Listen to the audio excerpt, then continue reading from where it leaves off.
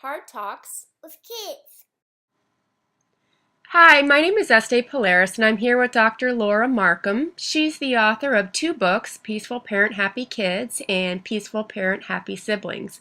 She also has a wonderful website called AHA Parenting, which provides resources and insights on how to create a more peaceful home for your family.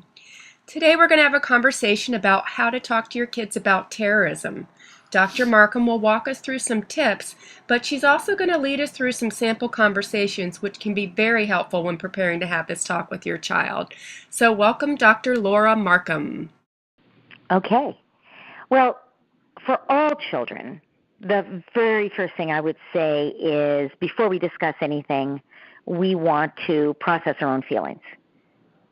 If there's a school shooting and you sit down to tell your kid about it, you're going to find yourself crying probably, and that does not help your child feel safe. So we don't want to take our shaken, vulnerable, terrified selves into the conversation with our child. At all times, we're the grown-up, we're the adult, we keep our child safe. And that's the message we want to give kids, because otherwise you're just heightening their anxiety.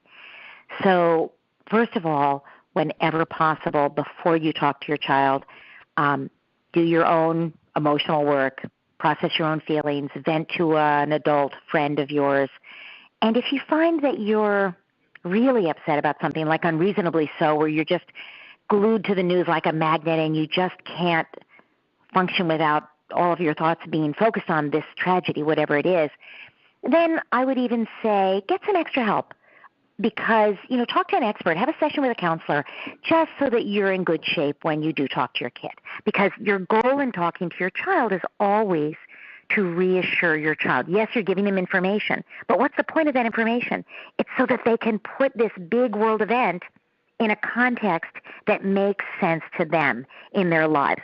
And you don't want the sense that they make of it to be, oh my God, we're all in danger, run, right? It's got to be, mommy and daddy are going to take care of me, and this was a terrible thing, but I'm okay, and they're okay, and I'm safe in the world. Einstein said, the decision we all have to make is this a friendly universe? So I love what you said about if you're struggling with it, possibly having that conversation with somebody else or talking to a therapist before I have this conversation with my child. So Yes. I love that advice. Yes, great. The second thing I would say is protect children from media whenever possible. So toddlers shouldn't see TV. After 9/11, the World Trade Center, the plane hitting the World Trade Center was this iconic image where the Trade Center crumbled.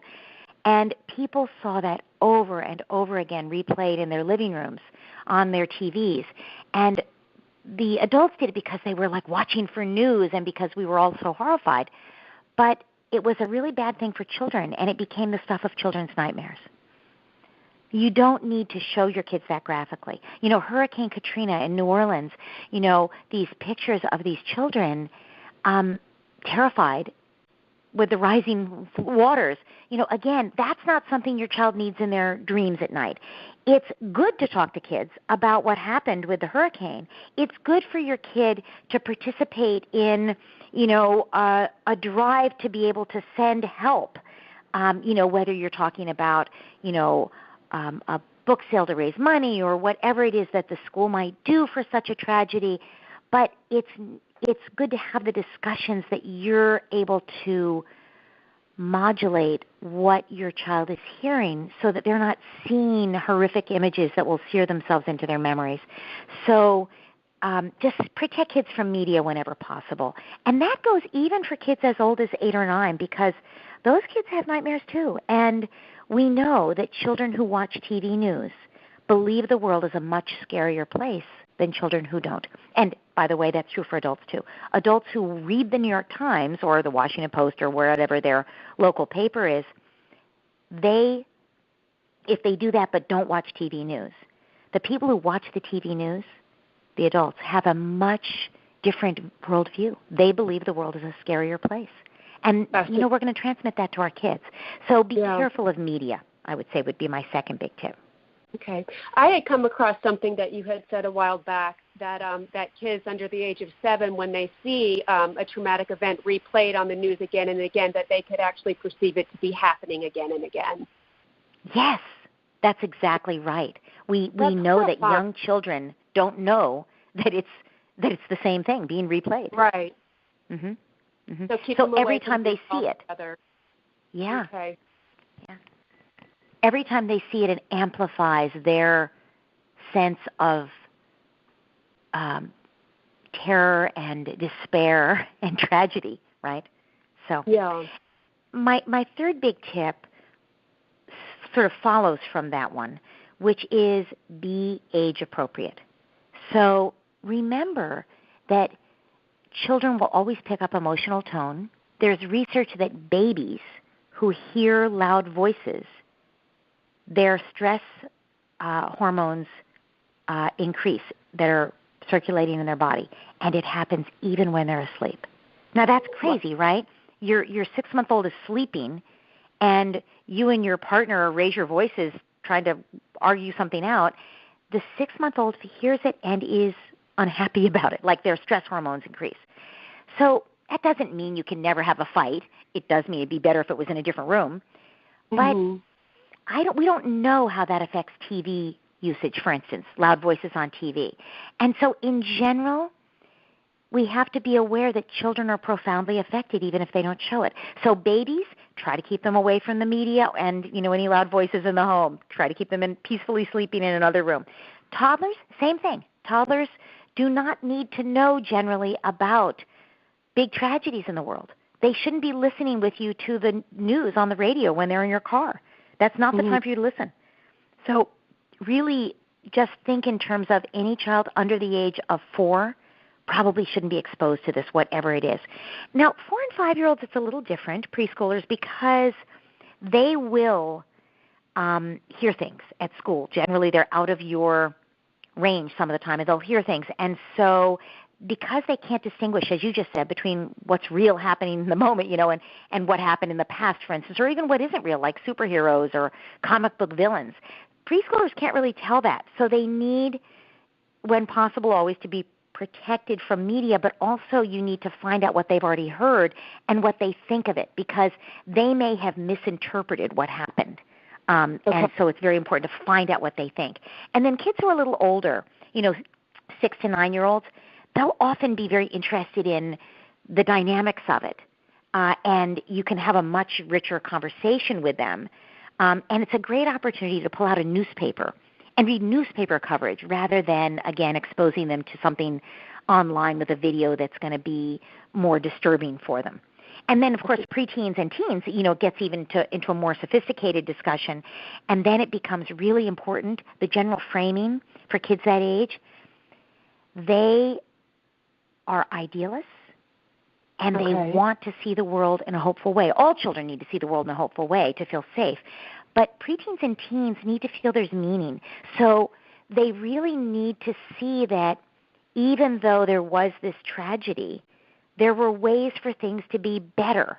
And I think for all kids, it's really important to see, they see themselves in these scenarios. They always wonder, well, what would I do? And so they need to see there's an opportunity for heroism. There were firefighters who went back into that building over and over again and saved people's lives, or in any disaster. There were heroes who, tried to save the day. And, this is a very famous quote from Mr. Rogers. Talk about the helpers. Who were the helpers in that situation? Because your child needs to know there were helpers. Even your 3-year-old needs to know there were helpers. And your 10-year-old or 15-year-old needs to see herself as a helper.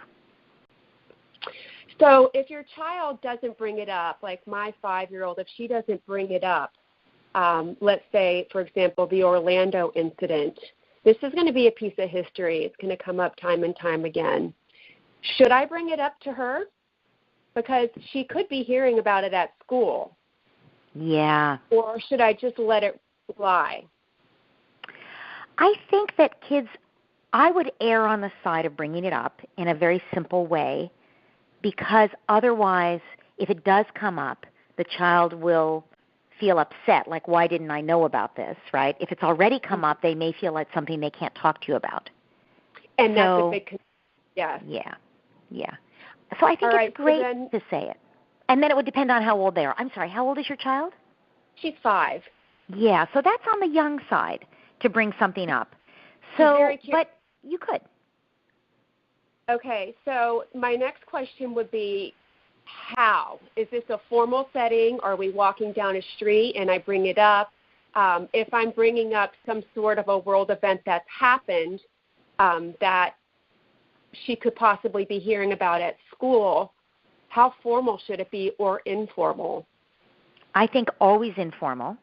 If Always you sit informal. your child, Okay. yeah, if you sit your child down to say there's something really big that just happened, that's probably for a really big thing. Like, you're probably going to hear at school about this, honey. I mean, like if it's a school shooting and you Right. think they're going to Okay. hear about it, you're probably going to hear about this at school, honey. Something pretty awful happened today. So you might sit them down and formally do that, but you're signaling that it's a very big deal when you do it. So for the Orlando shooting, I probably wouldn't do that because it's not something that has your child is not going out to nightclubs. So, it's not a direct relevance to their lives, but they still might hear it, and so it still might be something you'd bring up. Okay. So let's do the Orlando shooting as our example. Okay, great. So And we can do other examples too, but go ahead. I was walking my daughter across the street. We live in New York City, and the church across the street tied 49 ribbons, different colored ribbons, on the gate. And she asked me why the ribbons were there. And I said, I don't know, aren't they pretty? This was probably a really good opportunity for a learning experience that I didn't take. Right, because you didn't know what to say. I would have handled this because she did very specifically ask why they were there. Yes. So that's a great example. And most parents would do just what you did. She's 5. She doesn't need to know this horrible thing. And so we want to protect our child's innocence. We don't want to tell her. But what if it's in your neighborhood, other kids might have seen it and might be talking about it. It might come up in conversation.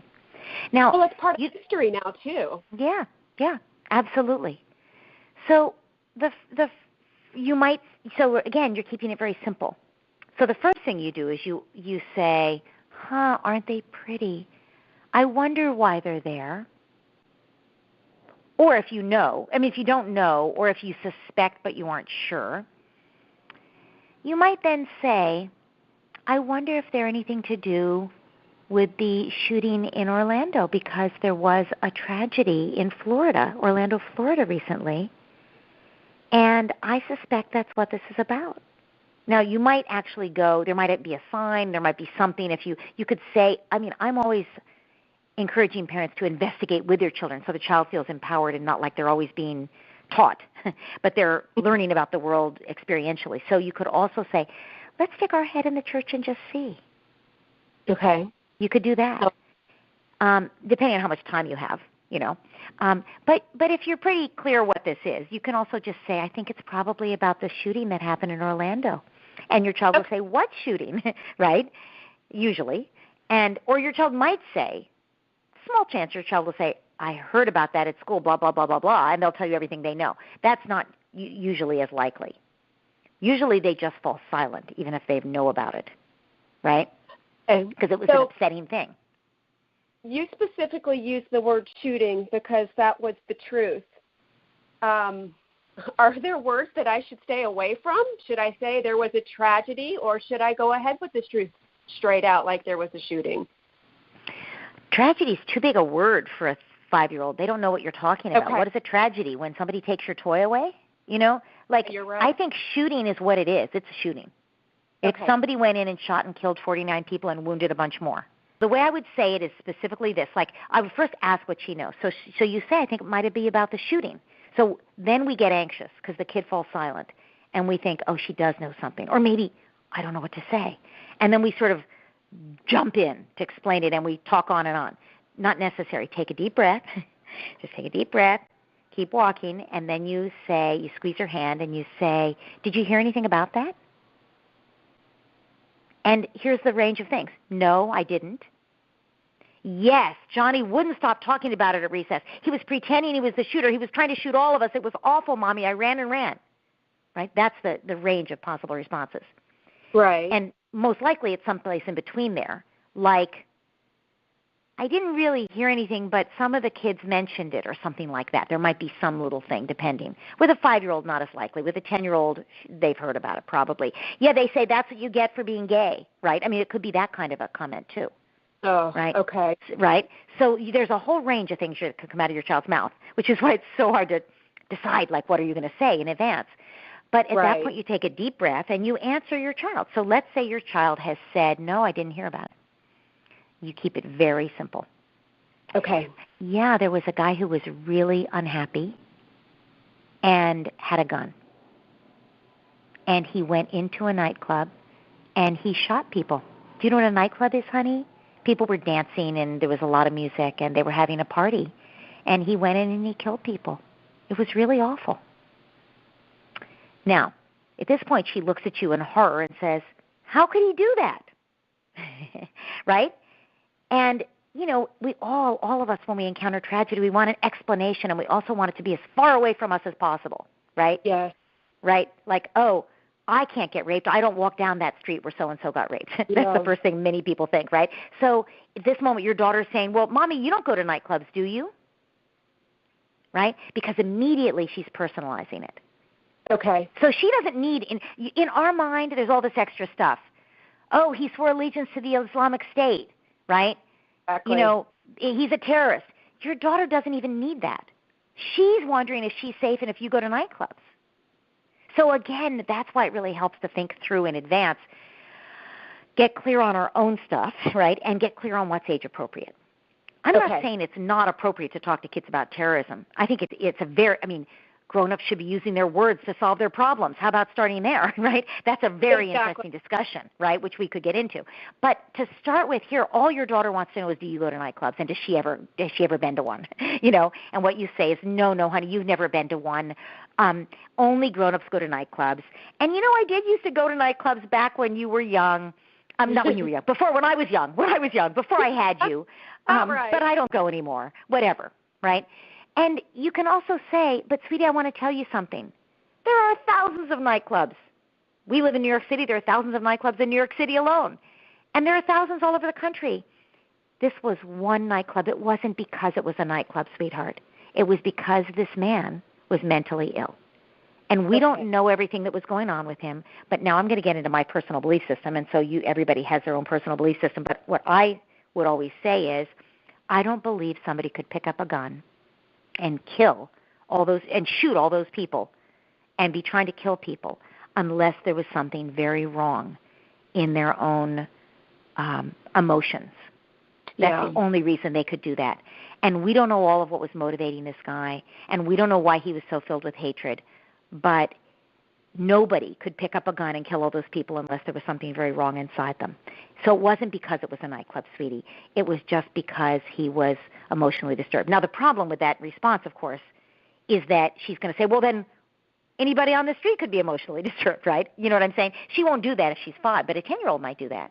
Yeah, she's not connecting those dots yet, but what would you say if they do start going there, if she was a little bit older?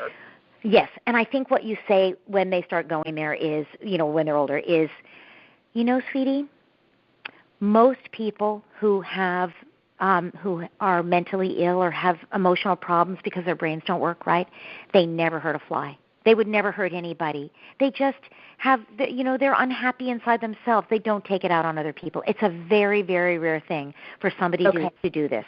That's what you say. That's the first thing you say. And you say, right? And then because you don't want her to have an idea that anyone with emotional problems is a potential psychopath, right? Which is certainly not true. Exactly, but it's comforting with the statistics that it's rare. Yes, that's right. And then the second thing you say is, and you know, our society is pretty good at keeping people safe. And now I would say, you know, every morning, everybody gets up and they have breakfast with their families and they go to school and afterwards they go to soccer or they go to the grocery store with their mom and they come home and they have dinner and they have their bedtime story in their bath and they go to sleep. And you know what? Most of the time, nobody gets hurt and everybody gets along. And sometimes people might honk at each other in traffic. I know you've seen Daddy do that sometimes, although I've gotten better at not doing it. But generally, people are pretty good at working things out when they're unhappy with each other, and they use their words, just like I always suggest to you and your brother that you use your words. And so most of the time, humans are pretty good at that. And when people forget and they do things that hurt other people, there are laws against it. And when people break the law, like they go way too fast in their car because they're in a hurry and they don't care that it might hurt somebody, usually what happens is they'll get a ticket from a police officer and they won't do that anymore. So that we have a whole system set up with laws and police officers to try to help people be their best selves and be good citizens. And so it's very rare for something like this to happen. And so when it does, it's very upsetting to all of us, which is why the church put these ribbons up. But you know what else is really great, sweetheart? At that nightclub, there were people helping each other. And then you go into the discourse about the helpers. Okay, great. I love that. Notice, that was really helpful. Great. And notice that I'm not saying, and then there were all these people wounded and will be in wheelchairs for the rest of their lives. I'm trying not to get into the gory details. So with the helpers, the first thing that probably pops into our minds with the helpers in the shooting is, someone threw himself in front of someone else to take the bullet. It's pretty good. That's a gory detail a 5-year-old may not need to hear. It's the kind of thing I would say to a 10-year-old. Mm-hmm. Yeah, I hear you embracing information in an empowered way, and I think that that's a wonderful way to present it to a 5-year-old. That's what I'm going to try to do. Mm-hmm. Mm-hmm. If the child doesn't want to talk about it, how do you proceed then? So I've never seen a child not want to talk about it in the way that I've just presented it. Now, but here are the reasons kids don't talk about it. First of all, they don't talk about it if we put them on the spot. If we ask them questions, have you ever been scared of going to school? Oh, my God, what a question to ask a child, right? So we have to be careful, right, about that.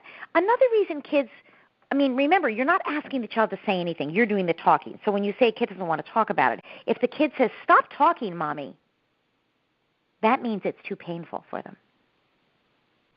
And then you know you've given them too much information and not helped them with their feelings enough. So at that point, let's say that your 5-year-old in the course of this, where you've been going on, says, stop talking about this, Mommy. I would move out of the flow of the sidewalk traffic, get down on her level, pull her to you, put your arms around her tight and say, I am so sorry I talked about that so much. It is so upsetting to hear about it, isn't it? Can I tell you something, sweetie? Can I tell you this? And now I would really try to make her safe with whatever means you have. You are safe. I will always keep you safe. Daddy and I are safe. Your little brother is safe. We're all safe. It's okay. These kinds of incidents are really rare.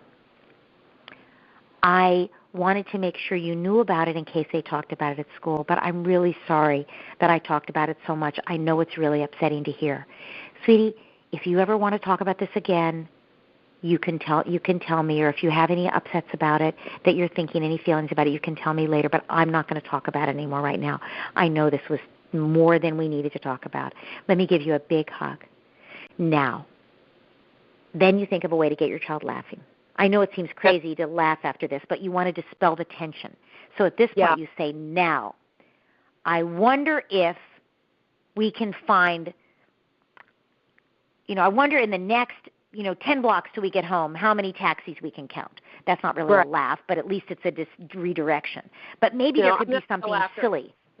Doctor, I can totally do that. Okay, great. What would you say to get your kid laughing at that point? I would probably let's make up how many silly words we can on the way home. Beautiful. Much better. And what letters do each of the words start with, something like that. Great. Perfect. So I have one last question for you. If a child witnesses an act of terrorism or even loses a parent to an act of terrorism, is therapy mandatory in your opinion? Yes. Okay. Yeah, because it's just too upsetting. You begin to think that at any moment death drops out of the sky, and you walk around living your life that way, and it becomes part of your unconscious belief system. Okay. And it's not actually a true thing, and it's not the way you want to live your life. Are there clues to or signs that your child may need therapy even if they haven't lost somebody, but it's happening in the real world? I guess Yes. That's a really good question. Yeah, I think that's right. I think if you see that your child is obsessed with something, Okay. for instance, some kids will over and over again draw pictures of it. You know, here's the shooting in Orlando. Here's the shooter. Look what he's doing. Look at all the people dying. Look at all the blood. He's upset about it, and he's trying to work something out here, right? Yeah. And he's probably been exposed to too much information to be that emotionally upset. But let's say he happened to be at a friend's house and it was on the TV. Exactly. So he saw it, right? So at that point, you want to help him find a way to view it more positively. You would pull him onto your lap and say, show me your picture. And he shows you all the stuff, and he's getting very when I say agitated, he might just seem excited, like he wants to be the shooter himself, right? But that's agitation. That's his his fear and excitement is all blending together. He doesn't really know what to do with all these feelings. So I would take a deep breath, let him tell you everything, and then say, wow, let's take a deep breath together, sweetie. This has a lot going on, this picture that you're showing me. I wonder how everybody in it feels. These people who are dying, they must really hurt in their bodies and their hearts. So you're shifting the power in this from the shooter, who does not deserve the power, either in your child's mind or in reality. You're shifting it to the people who need to be honored. And you're saying, look at these people. I wonder what this one's thinking. I wonder what that one's thinking. I wonder who they love, who they're going to lose now. Now you're helping your child break through into his tears, because there's grief probably under here, and it's driving that. Like he doesn't quite know what to do with it as a tragedy. So he can't focus on the grief because it hurts too much. So he's going into, all right, I'm the shooter. Because when we feel disempowered in a situation, we want to identify with the most powerful person. So that's why a kid might be obsessed with a shooter. You don't need your kid obsessed with being a shooter. So you want your kid to shift and to notice the other people and to feel empowered to, if he can grieve them, if he can share their grief, then he can move through it and feel empowered as one of the other people in the situation. And that's where you get also to the helpers, where you might say to him, you know what I don't see in this picture? The people helping. There were lots of people who they were picking up people who were hurt and taking them away. And he might say, well, why didn't the shooter shoot them? And you could say, the shooter was really unhappy, and he shot himself. He killed himself. He didn't really know what he was doing. So, you're depowering. You're pulling the fangs from the shooter. And you're helping them see that there was, that the shooter was not the all-powerful God in the situation, and that that humans were working together to try to stop the situation.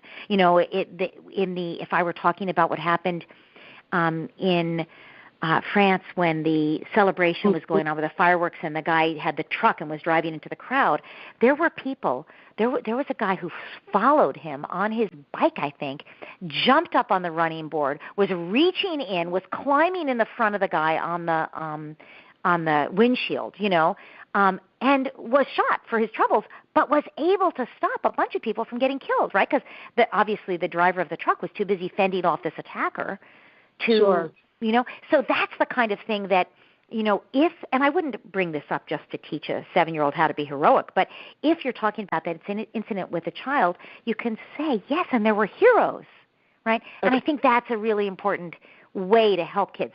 So encouraging children to draw pictures of what happened so that you can see what's going on in their minds, and then helping them work it through in a more empowered way, helping them to write stories about what happened. If it's a natural tragedy, you might help them do a little bit, if they're old enough, research, like on earthquakes and tsunamis, if that was what it was, or hurricanes. And lo and behold, they might learn there are more powerful hurricanes these days because of global warming. You might end up with a child who's a global warming activist out of the hurricane that, hit a certain community. So I just think there are many ways to empower kids, but here's an important part of the research. You want kids to feel empowered to do something.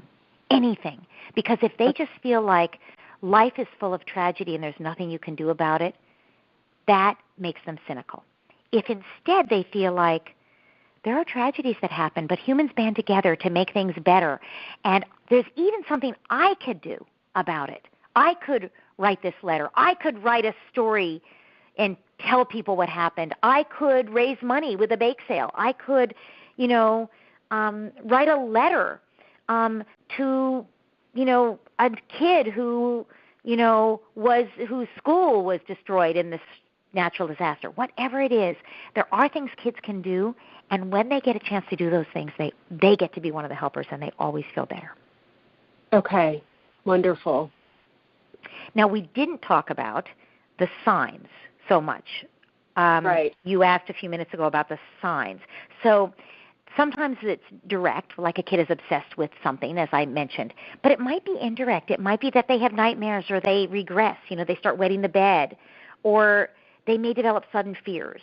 4-year-olds are sort of known for their fears. I can't go upstairs to my bedroom because there's a dragon. They have all kinds of fears. 2-year-olds are afraid of the vacuum cleaner. But if there's a new fear, they used to love their babysitters, but now they don't want to be left, with a babysitter or separate from you to go to school, or, they suddenly get really scared about death. And again, this would usually show up as more of an obsession, where they would say, "Are you going to die? Is Daddy or Mommy going to die? Is Grandma going to die? Am I going to die? Who's going to die?" There can be those obsessions, but they might just be, not telling you, but having meltdowns about every little thing. So anytime you see changes in behavior, you want to ask why. Maybe it's the start of the new school year, and they're having a hard time adjusting to, not having their best friend in their class, or a new teacher who's more, strict. But it could also be that they're reacting to something they heard about. So you have to be a little bit of a detective, and the best way to do that is to spend time with your child in fantasy play to see what comes up. That's great advice. I love that. Well, this has been a really, really wonderful conversation. Thank you so much for taking the time. And my pleasure. I hope that we can continue a conversation again in the future. I look forward to it. All right, guys, that was Dr. Laura Markham. Again, she's the author of Peaceful Parent, Happy Kids and Peaceful Parent, Happy Siblings. She also has a wonderful website called AHA Parenting.